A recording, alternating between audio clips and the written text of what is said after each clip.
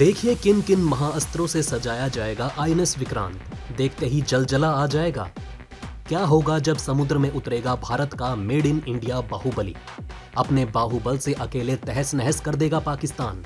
देखिए कैसे भारत का सबसे घातक हथियार भारत की पहचान बनने जा रहा है आईएनएस विक्रांत।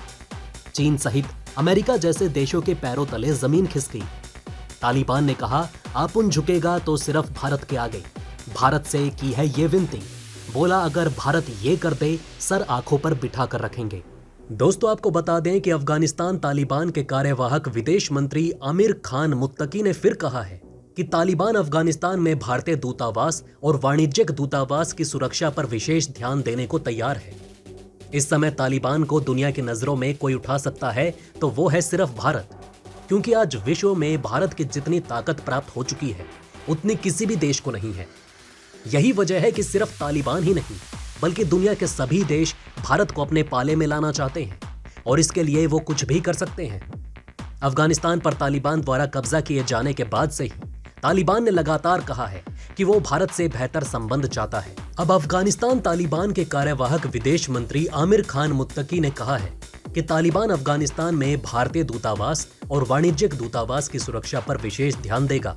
एक्सपर्ट्स का मानना है कि भारत को तालिबान से बातचीत शुरू करने की कोशिश करनी चाहिए और हाल के दिनों में तालिबान और भारत के बीच पर्दे के पीछे कई स्तर की बातचीत हुई भी है।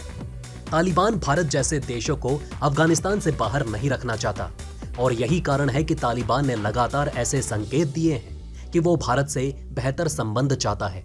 आइए दोस्तों अब चलते हैं दूसरी खबर की तरफ जिसके लिए आप इतने उत्सुक हैं। तो दोस्तों आपको थोड़ा सा मेड इन इंडिया और हथियारों के बाप से परिचय करा देते हैं। दोस्तों पहले ये जानते हैं कि भारत का पहला स्वदेशी विमान वाहक युद्धपोत यानी India's first indigenous aircraft carrier क्या है, इसकी ताकत कितनी है, फिर उसके बाद अपनी मेन खबर पर आएंगे। दोस्तों इस युद्धपोत का नाम आईएनएस विक्रांत है। ये 45,000 टन का कैरियर है। कोचिन शिपयार्ड आईएनएस विक्रांत का परीक्षण करेगा ताकि नौसेना से पहले वो संतुष्ट हो जाए। इसके बाद नेवी इसका ट्रायल लेगी। आईएनएस विक्रांत में जनरल इलेक्ट्रिक के ताकतवर टरबाइन लगे हैं जो इसे 1.1 लाख हॉर्स पावर की ताकत देते हैं। इस पर मिग-29 के लड़ाकू विमान और 10 कामो KA-31 हेलीकॉप्टर की 2 स्क्वाड्रन होंगी। इस विमान वाहक पोत की स्ट्राइक फोर्स की रेंज 1500 किलोमीटर है। इस पर 64 ब्राक मिसाइलें लगी होंगी जो जमीन से हवा में मार करने में सक्षम है। आईएनएस विक्रांत की लंबाई 860 फीट, बीम 203 फीट, गहराई 84 फीट और चौड़ाई 203 फीट है। इसका कुल क्षेत्रफल 2.5 एकड़ का है। ये 52 किलोमीटर प्रति घंटे की रफ्तार से समुद्र की लहरों को चीरकर आगे बढ़ सकता है। ये एक बार में 15,000 किलोमीटर की यात्रा कर सकता है। इसमें एक बार में 196 नौसेना अधिकारी और 1149 सेलर्स और एयर क्रू रह सकते हैं। इसमें 4 ऑटो ब्रेडा 76 mm की ड्यूअल पर्पस कैनन लगे होंगे।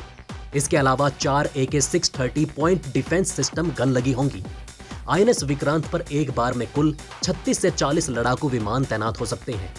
26 मिग-29K और 10 कामो KA-31 वेस्टलैंड सी किंग या ध्रुव हेलीकॉप्टर तैनात किए जा सकते हैं। इसकी फ्लाइट डेक 1.1 लाख वर्ग फीट की है जिस पर से फाइटर जेट आराम से टेक ऑफ या लैंडिंग कर सकते हैं। इसे बनाने की प्रक्रिया की साल 2013 में ही शुरुआत कर दी गई थी। इसमें अब तक 22,000 करोड़ रुपए की लागत लग चुकी है। दोस्तों आपको बता दें कि स्वदेशी twin engine deck based fighter plane मिलने में करीब 1 दशक का समय लगा, लेकिन उससे पहले नरेंद्र मोदी सरकार भारतीय नौसेना की सिफारिश पर सरकार से सरकार के आधार पर 26 वाहक आधारित लड़ाकू विमान खरीदेगी। इस लड़ाकू विमान को जल्द ही नौसेना में शामिल होने वाले आईएनएस विक्रांत पर तैनात किया जाएगा। अमेरिका और फ्रांस के विमानों को टेस्ट कर रहा है भारत। दोस्तों इसी साल जनवरी में गोवा में भारतीय नौसेना के तट आधारित परीक्षण सुविधा में फ्रेंच राफेल मरीन विमानों का उड़ान परीक्षण यानी कि फ्लाइट टेस्ट पहले ही आयोजित किया जा चुका है। इसके अलावा US F-18 सुपर हॉर्नेट का परीक्षण 15 जून तक पूरा होने की उम्मीद है। 2 बोइंग FA-18E सुपर हॉर्नेट लड़ाकू विमान गोवा के नौसैन्य अड्डे में अपनी परिचालन क्षमता दिखाने भारत पहुंचे हुए हैं, क्योंकि भारतीय नौसेना अपने स्वदेशी विमान वाहक पोत यानी कि आईएनएस विक्रांत के लिए लड़ाकू विमानों का एक बेड़ा हासिल करने की योजना बना रही है। 26 विमानों में से भारतीय नौसेना को 8 ट्विन सीटर ट्रेनर चाहिए जिनका इस्तेमाल युद्ध की स्थिति में भी किया जा सकता है। दोनों ही फाइटर जेट यानी कि फ्रांस का राफेल और अमेरिका का F-18 एक ही विंटेज के हैं और दोनों निर्माताओं के पास भारत में मेंटेनेंस, रिपेयर और ओवरऑल सुविधाएं भी हैं। गोवा में नेवल बेस की टेस्ट फैसिलिटी में दोनों विमानों का गहन परीक्षण किया गया, लेकिन भारत के एकमात्र विमान वाहक पोत INS विक्रमादित्य पर नहीं उतारे गए क्योंकि कारवार में इसका मेंटेनेंस चल रहा है और जून में इसमें फिर से अपने अभियान में उतरने की उम्मीद है। वहीं भारत का स्वदेशी विमान वाहक पोत INS विक्रांत समुद्री परीक्षणों से गुजर रहा है और 15 अगस्त 2022 को प्रधानमंत्री नरेंद्र मोदी द्वारा कमीशन किए जाने की उम्मीद है। लड़ाकू विमानों को लीज पर नहीं लेना चाहता भारत। दोस्तों, साउथ ब्लॉक के अधिकारियों के अनुसार भारत INS विक्रांत के लिए लड़ाकू विमानों को लीज पर नहीं लेना चाहता, बल्कि भारतीय नौसेना के विमानन विंग के मूल्यांकन के आधार पर फ्रांसीसी डसोल्ट या US बोइंग के डेक आधारित लड़ाकू विमान की खरीद के लिए सीधे G2G का रास्ता अपनाएगा। भारतीय वायुसेना के साथ राफेल लड़ाकू विमानों की बिक्री करने वाली डसोल्ट और बोइंग द्वारा P-8I पनडुब्बी रोधी युद्धक प्लेटफॉर्म, चिनूक हेलीकॉप्टर और C-17 भारी लिफ्ट विमान बेचने के मामले में दोनों ही कंपनियों ने डील की है। अमेरिकी नौसेना द्वारा अफगान और इराक युद्ध में इस्तेमाल किए गए F-18 के साथ दोनों विमानों ने ट्रैक रिकॉर्ड साबित किया है।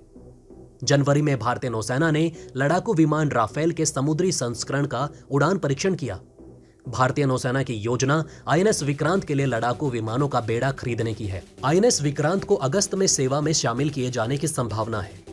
4 साल पहले भारतीय नौसेना ने अपने विमान वाहक पोत के लिए बहुभूमिका वाले 57 लड़ाकू विमान हासिल करने की प्रक्रिया शुरू की थी। सरकार से सरकारी एजेंसियां, विभागों या संगठन के बीच डाटा या सूचना प्रणाली का इलेक्ट्रॉनिक साझाकरण है। G2G का लक्ष्य संचार, डाटा एक्सेस और डाटा साझाकरण में सुधार करके सरकार की पहल का समर्थन करना है। अब आइए दोस्तों, इसकी थोड़ी और खासियतों पर बात कर लेते हैं। दोस्तों, आपको बता दें कि इस पोत की कॉम्बैक्ट मैनेजमेंट सिस्टम को Tata power strategic engineering division ने रूस की weapon and electronic system engineering और मार्स के साथ मिलकर बनाया है। इस पर तैनात होने वाले लड़ाकू विमानों को लेकर काफी जद्दोजहद हुई। शुरुआत में तेजस को तैनात करने की योजना थी, लेकिन ये कैरियर के हिसाब से भारी हो रहा था। इसके बाद DRDO ने एक प्लान बनाकर HAL को दिया, जिसके तहत अब ये twin engine deck based fighter विकसित कर रहा है। तब तक के लिए MiG-29K फाइटर जेट इस पर तैनात रहेंगे। ऐसा माना जा रहा है कि नेवी ने इस पोत पर लंबी दूरी की जमीन से हवा में मार करने वाली मिसाइलों को इंटीग्रेट करने का काम भी शुरू कर दिया है। नौसेना प्रमुख ने कहा कि विक्रांत को पूरे तरीके से ऑपरेशनल होने में बस कुछ समय लगेगा। ये इसी साल के अंत तक पूरी तरह ऑपरेशनल हो जाएगा। तो दोस्तों, अब आप हमें कमेंट सेक्शन में बताइए कि क्या ये बातें आपको पहले से पता थी। अगर नहीं, तो इनमें से कौन सी बात आपको सबसे ज्यादा इंटरेस्टिंग लगी, और कमेंट बॉक्स में जय हिंद लिखना ना भूलिएगा। तो दोस्तों, हमारे इस वीडियो में हमने आपको बहुत सी बातें बताने की कोशिश की। अगर आपको हमारी ये कोशिश अच्छी लगी हो तो प्लीज लाइक करें इस वीडियो को, और इसी तरह की और जानकारी पाने के लिए सब्सक्राइब करें हमारे चैनल को। जितना हो सके इस वीडियो को शेयर करना ना भूलें। धन्यवाद दोस्तों, हम फिर मिलेंगे एक और इंटरेस्टिंग टॉपिक के साथ।